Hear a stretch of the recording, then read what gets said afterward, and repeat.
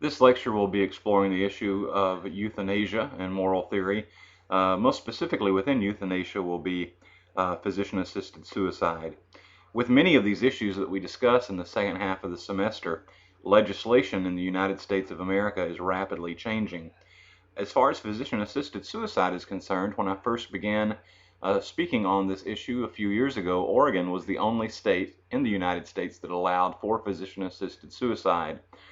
Since then, physician-assisted suicide has become legalized in Washington State and also Vermont. There are several jurisdictions within the state of New Mexico that allow for physician-assisted suicide. And lastly, Montana is very similar. They have taken the step of decriminalizing physician-assisted suicide. And as of today, June 26th, 2015, we have California, Maryland, Connecticut, New York, and New Jersey are all currently reviewing this issue to decide if physician-assisted suicide should be legalized or at least decriminalized. Okay, background information for euthanasia. Euthanasia is an anglicized Greek term. Anglicized means when we take a word from another language and we make it into an English word. And so with euthanasia, we see a Greek prefix of EU, and then the primary word being thanatos and thanasia. And I know that your author describes this as easy death, but a much more accurate translation is good death. The prefix EU is almost always translated as good, and so euthanasia is a term which means the good death. Another word that you may be familiar with that uses this EU prefix, if you have ever attended a funeral, there was likely a eulogy delivered about the person's life who is being laid to rest, and EU means good and logos means word, so the eulogy is the good word over that person, and so euthanasia is the good death. There's a couple of really important differentiations that we need to make between some kinds of euthanasia, so please be sure that you have good notes that you're taking about these different forms of euthanasia. Okay, first, we need to distinguish between voluntary, non-voluntary, and involuntary forms. Voluntary euthanasia means that the person who is going to die has given a directive that this is their wish. And we'll talk about some different ways that they can express that desire. But again, voluntary euthanasia means the one who is going to die has directly said that that is his or her choice. Non-voluntary euthanasia is when the person who is going to die is not able to make that decision. Perhaps the person has been in a terrible car accident that has rendered them unconscious, and they never made a statement to a family member about what their wishes were or their desire was if they ended up in this situation. And so the family or someone else perhaps has the authority to give the order for euthanasia. That would be non-voluntary. And then finally, one that you do not see and is almost across the board considered immoral is involuntary forms of euthanasia. And this is when a person is going to be allowed to die or killed strictly against his or her wishes. Okay, that's involuntary euthanasia. Okay, a second differentiation that we need to make is between passive and active forms of euthanasia. Passive euthanasia means that you are withdrawing something from the patient that is helping to keep that person alive.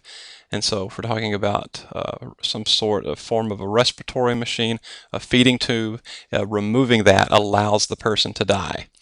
And then active forms of euthanasia means that you actually are going to do something that will bring about the death of the person, that you are going to do something that will kill the person, and that is an active form of euthanasia.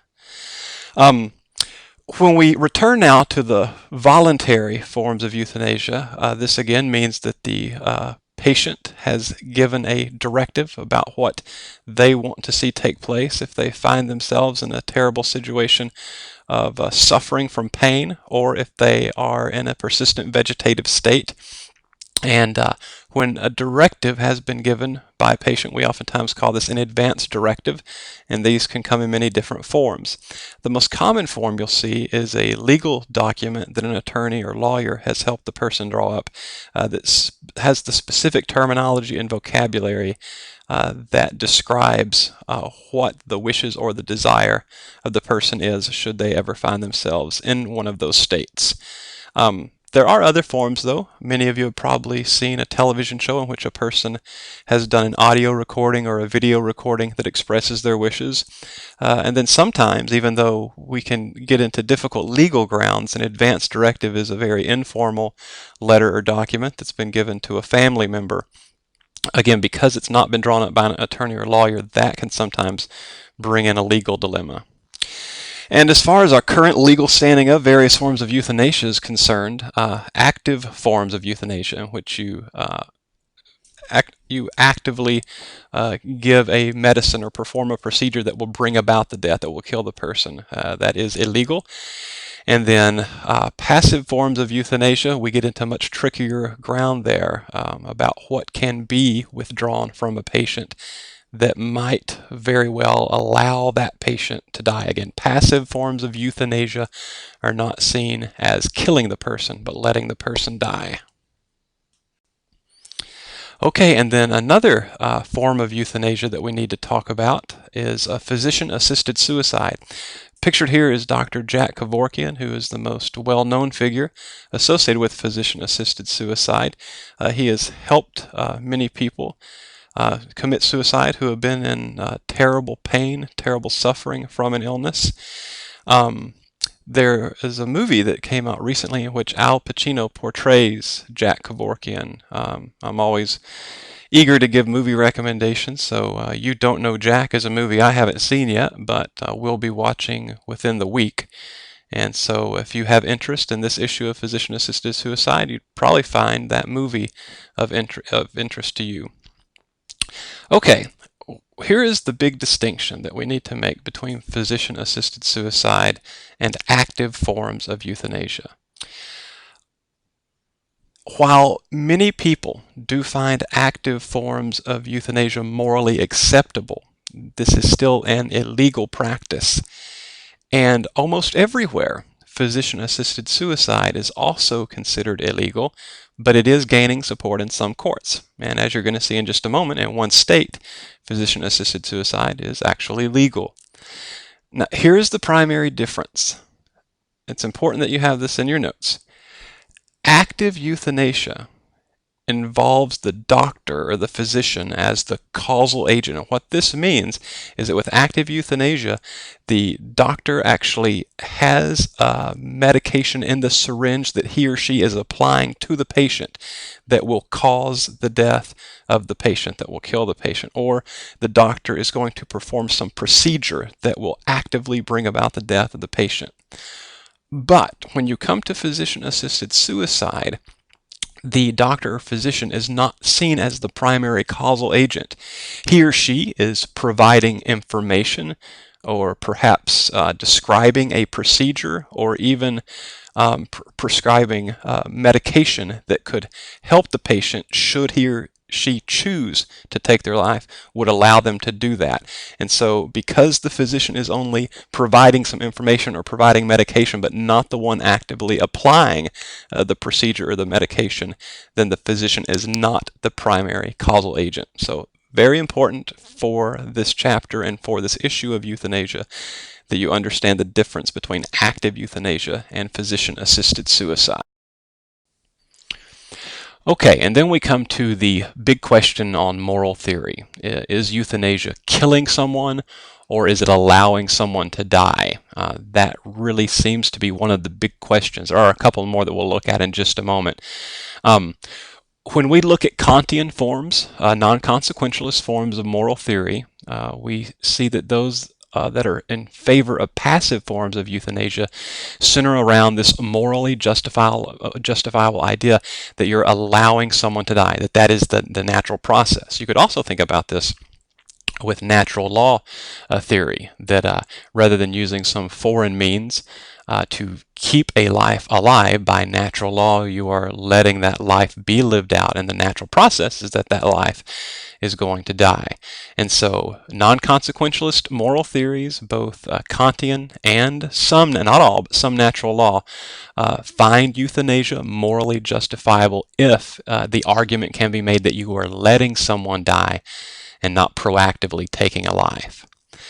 Now, the reason we see this with non-consequentialists is because you have to remember this is not based in looking at what the consequences or results will be, whether you consider them good or bad, but you're looking for laws or rules that define what is good, and life is considered good. And so for a non-consequentialist, sustaining life and not killing life is going to be seen as the good. But, as you all well know by this point in the semester, when we look at a utilitarian approach, a consequentialist approach, they are not going to make their moral evaluations based upon the inherent value of life, but instead on the quality of the life, and not only the life of the individual, but also of the community. And so utilitarian will look at the life that is going to be taken and say, let's look at the consequences. Let's look at the results of taking this life. Is this going to be good for the person? Is this going to be good for those who are spending hours and hours taking care of this person, the financial strain perhaps that is involved? And so realize the big difference here with Kantians. You are looking at life as inherently good, and with a utilitarian, you're looking at the consequences or results that might unfold from taking that life or from allowing someone to die. Of course, the biggest case that we have had in recent years was the case of Terri Schiavo. You have a picture here before her heart stoppage, and of course the subsequent brain damage on the right side that came afterwards. And the big question that we had in the media here, if we follow what Schiavo's husband wanted to do, are we letting someone die, or as the parents were claiming, are we killing someone? And so that was a case that was in the media that addresses the exact question that we're looking at on this slide. When it comes to euthanasia, we have to answer that question. Are we killing someone or letting someone die? Okay, and lastly, a couple more questions that you're going to have to look at. Before I get to those questions, actually, let's look here is the answer to the question of what is that one state that has legalized physician-assisted suicide, and that state is Oregon. And the legislation in other states varies pertaining to what kinds of passive forms of euthanasia can be exercised, but only Oregon has the legalization of physician-assisted suicide. And what Oregon has decided there is an answer to question number one here. How far should rights of self-determination be recognized? And Oregon is the one state that has put the most emphasis on the right of self-determination, that when it comes to your life and the decision on when your life should end, that is your right to determine and not someone else's. And so if a physician or doctor can assist you in that, not as the primary causal agent, but only assist you, then that is your right as an individual. Other states have not granted that right. They may certainly be in favor of some passive forms of euthanasia that allow you to die, but not something that is proactively taking your life or anyone's life. And of course, our second major question on this slide is what level of obligation do other community members have to assist those who are either in a persistent vegetative state or in a state of great suffering? So if you have a family member or you have a very, very close friend and they are in a great state of suffering, you have to visit with them and weigh the balance morally with them on, is this a life that is worth continuing? And I know some individuals who have suffered from ALS or Lou Gehrig's disease that have reached a point where it feels like they are an active mind trapped in a body of great pain, and have made the decision with family members that they can no longer go on. And of course, the other issue here is, what about the persistent vegetative state? Have you had this conversation with your family members or with any of your close friends about what your desire is should an accident or an illness leave you in a persistent vegetative state? Have you formed any sort of advance directive yourself about this issue? So some very practical concerns, not only for yourselves but also your loved ones, we come to on this issue of euthanasia.